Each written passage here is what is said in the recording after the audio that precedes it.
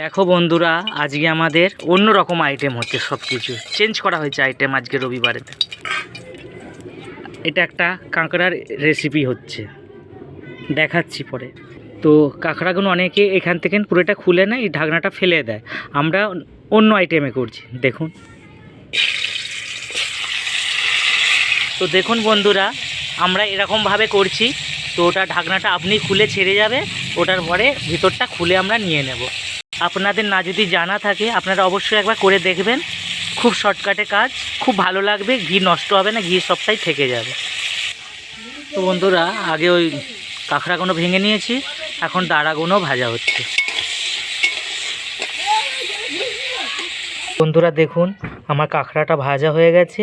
দেখুন এরমভাবে খুলে চলে আসবে ভিতর থেকে, দেখতে পাচ্ছেন। আপনারা করবেন, খুব শর্টকাটে কাজ, খুব সুন্দর লাগবে। এবার পেঁয়াজ দিয়ে দিলাম,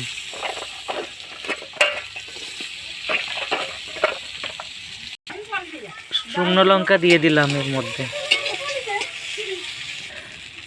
রসুন দিয়ে দিলাম। তো দেখো বন্ধুরা, পেঁয়াজ রসুন শুকনো লঙ্কা ভাজা হয়ে গেছে, এবার তুলে নেব।